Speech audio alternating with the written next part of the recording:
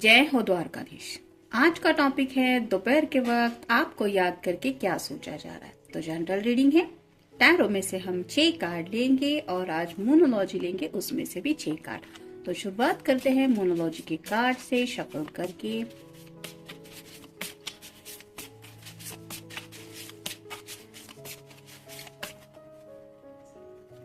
एक, दो, तीन, चार,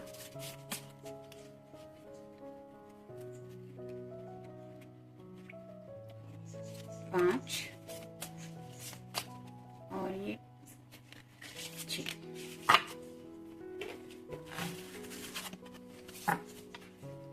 आप टैरो में से देखेंगे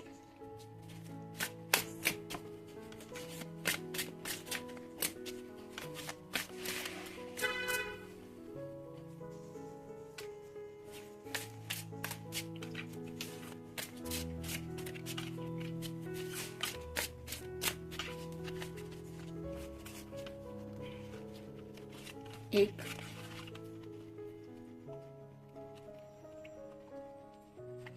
दो,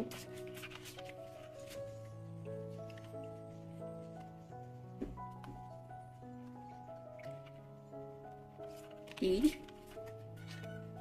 चार, पांच और ये 6।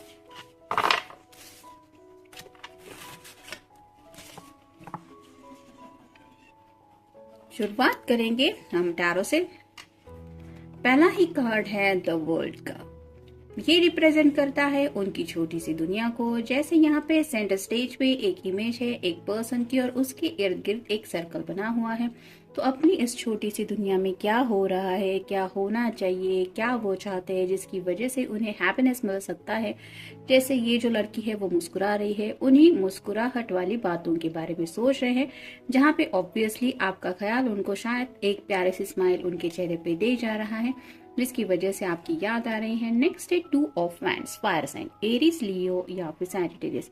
इंतजार कर रहे हैं। जैसे यहाँ से ये खिड़की से झांक रही है, हाथ में एक वैंड है, यहाँ पे भी एक बस का छोटा सा मैप है और एक पृथ्वी का गोला है। तो वैसे ही दुनिया भर की सैर करने के बारे में तो काफी ज्यादा उनका दिल सोचता रहता है, लेकिन अकेलापन महसूस हो रहा है। ऑब्वियसली किसी का साथ मिस कर रहे हैं। जैसे ये 2 बैंड्स एक दूसरे से दूर है, वैसे ही शायद आपकी वजह से इन्हें लोनलीनेस फील हो रहा है। यानी कि राइट नाउ वो चाहते हैं कि आप काश उनके साथ इस वक्त होते या इस वक्त होती। तो इंतजार कर रहे हैं कि आखिर कब वो ट्रैवल करके आपसे मिलने आएंगे या आप उनसे मिलने आएंगे। तो इंतजार के लम्हे में ये पर्सन है।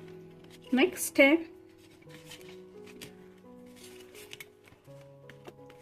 7 of wands, fire sign, Aries, Leo या फिर सैजिटेरियस। ये कार्ड रिवर्स आया है। तो ये कार्ड जैसे स्ट्रेट कार्ड में हम समझ सकते हैं कि ये कॉन्सेंट्रेट करने की कोशिश कर रही है, मेडिटेशन वगैरह चल रहा है।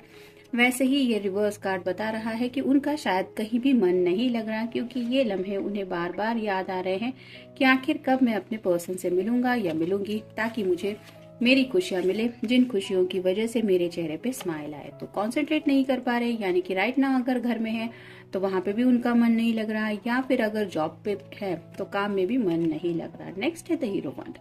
हीरोफंट का कार्ड है ये ख्याली पुलाव, कुछ जैसे इंसान पका रहा है, खुद ही मुस्कुरा रहा है, उसको लग रहा है कि ये सीढ़ियां उसको मिल गई है। एक रे ऑफ द होप दिखाई दे रही है, जैसे छोटा सा किरण है, उसको एग्जैक्टली नहीं पता कि वहां पे क्या है, लेकिन आखिर उम्मीद के साथ तो ये कुछ सोच रहे हैं, जिसकी वजह से उन्हें लग रहा है कि हाँ मेरे पास रास्ता तो है कि मैं वहां तक पहुंच पाऊंगा, यहाँ तक पहुंच पाऊंगी। तो अगर आप दोनों मिलने के बारे में सोच रहे थे तो ऑब्वियसली ये पर्सन उस बात को लेके खुद को समझा रहे हैं कि डोंट वरी, आखिर इस इंतजार के बाद मैं अपने पर्सन से मिल पाऊंगा या मिल पाऊंगी। नेक्स्ट है डेथ और रीबर्थ। यहाँ पे भी इन्फिनिटी सिंबल है, आप दोनों हो सकता है ट्विन फ्लेम कनेक्शन में है। तो 13 नंबर है, यहाँ पे हो सकता है कुछ लोग 13 तारीख को एक दूसरे से मिले, न्यू बिगिनिंग करना चाहते हैं और जिंदगी की नई शुरुआत को लेके शायद इन्होंने कुछ सोचा है। यानी कि नया साल आ रहा है, उस नए साल को लेके शायद काफी कुछ प्लान आउट कर चुके हैं ये पर्सन। आपसे मिलना हो, आपके साथ जिंदगी में आगे बढ़ना हो, या फिर कुछ ऐसी जगह ट्रैवल करके जाना हो जहाँ पे उन्हें आपका साथ भी मिले और उनकी खुशियां भी मिले। कई सारे प्लान से उनके दिलो दिमाग में उन बातों के बारे में सोच रहे जैसे, लेकिन यहाँ पे चेहरा हम नहीं देख पा रहे। वैसे ही शायद ये आपके सामने राइट नाउ ये कुछ बातें रिवील करने के बारे में नहीं सोच रहे, लेकिन उनके ख्यालों में तो शायद यही सब चल रहा है कि हाँ ये तो मैं कर सकता हूँ या इतना तो मैं कर ही सकती हूँ। ऐसी कुछ शायद ख्याली बातें उनके दिलो दिमाग में आ रही है। और फाइनल कार्ड है 8 of cups, water sign, cancer, Scorpio या फिर पाइसिस। जैसे यहाँ पे एक कप है वो पानी में है और उसके अंदर ये फ्लेम दिखाई दे रही है जो रिप्रेजेंट करती है इनके पैशन को। तो पैशन भी फील कर रहे हैं और काफी ज्यादा इमोशनल भी हो रहे हैं, आपके प्यार में जज्बाती भी हो रहे हैं। लेकिन यहाँ पे एक नया सूरज की रोशनी दिखाई दे रही है, तो अपने जज्बातों से थोड़ा दूर हटने की कोशिश कर रहे हैं। एक नई सुबह का इंतजार करते हुए मुझे इंतजार करना पड़ेगा या खुद को समझाना पड़ेगा, इस तरह की एनर्जी में है।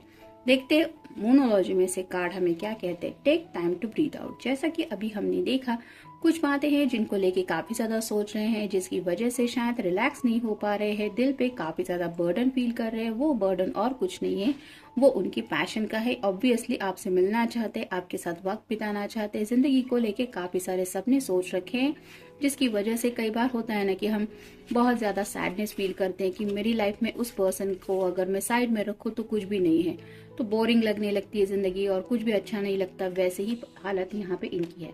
नेक्स्ट है your commitment is being tested. तो कमिटमेंट की बात हो रही है। अभी कुछ ही दिनों में फुल मून आने वाला है और उस दिन ग्रहण भी है मेरे ख्याल से। तो कमिटमेंट के बारे में सोच रहे हैं। अगर उन्होंने आपसे वादा किया है कि वो आपके साथ जिंदगी में आगे बढ़ना चाहते हैं या बढ़ना चाहती है, तो उन्हें ऐसा लग रहा है कि ऊपर वाला उनके इस कमिटमेंट की परीक्षा ले रहा है। यानी कि काफी सारी मुसीबतों का सामना आप दोनों एक दूसरे के बिना कर रहे हैं। हो सकता है उनके घर वाले भी उनको कुछ कह रहे हैं शादी ब्याह को लेके, और ये पर्सन तो आपके साथ ही जिंदगी में आगे बढ़ना चाहते हैं। तो अपनी कमिटमेंट जो दी है उन्होंने आपको हो या जिंदगी से, ये जो भी कमिटमेंट फील करते हैं उस कमिटमेंट को लेके उन्हें ऐसा लग रहा है कि काफी सारे इम्तिहान उनके लिए जा रहे हैं। उन्हीं इम्तिहानों के बारे में सोच रहे हैं, जैसे शायद अभी इंतजार का इम्तिहान है कि एक बार एक इम्तिहान मैं पास हो जाता हूँ तो दूसरा इम्तिहान मुझे देना पड़ता है। इस एनर्जी में वो कुछ सोच रहे हैं। The energy is gaining momentum. तो मोमेंटम की बात यहाँ पे हो रही है, यानी कि एनर्जी को लेके काफी ज्यादा सोचा जा रहा है, पॉजिटिव रहने की कोशिश कर रहे हैं। यहाँ पे भी आप देख सकते हैं छोटा सा चांद दिखाई दे रहा है। तो वैसे जैसे चांद एक ही शेप में हमेशा नहीं रहता, वो रोज रोज चेंज होता ही रहता है, उसके शेप में बदलाव होते रहते हैं, वैसे ही उन्हें लग रहा है कि जिंदगी में भी एक एक दिन वो कई बार काफी ज्यादा इमोशनल हो जाते हैं। कई बार जैसे नो मून भी होता है, यानी कि अमावस्या का दिन होता है जहाँ पे कुछ भी दिखाई नहीं देता, आसमान में सभी तरफ काले बादल शायद दिखाई देते हैं।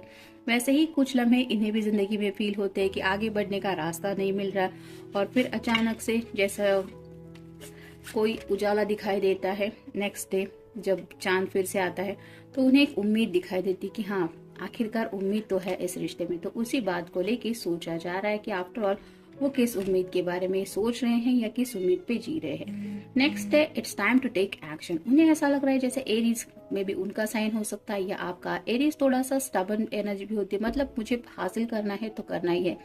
जैसे ये जो एरीज वाले होते हैं, मतलब ये जो जानवर होता है, वो आपने देखा होगा कि पहाड़ी की चोटी पे जाके ये रुकता है, उसके मालिक उसके साथ हो या ना हो, लेकिन ये ऐसी चट्टाने भी पार कर जाता है जहाँ पे बहुत नुकीला रास्ता हो, लेकिन वहां पे उसका कुछ ऐसा काम नहीं होता, बस उसको जाना होता है और वहां से वो इधर उधर देखता रहता है। तो ये उसके मन की हालत होती है। वैसे ही इस पर्सन ने शायद कुछ सोच रखा है जिंदगी की खुशियों को पाने के बारे में, या फिर कोई गोल सेट किया है और अब उन्हें ऐसा लग रहा है कि बस अब यही वक्त है कि मुझे एक्शन लेनी चाहिए या वहां पे पहुंचना चाहिए जहां पे मैंने पहुंचने के बारे में सोचा है।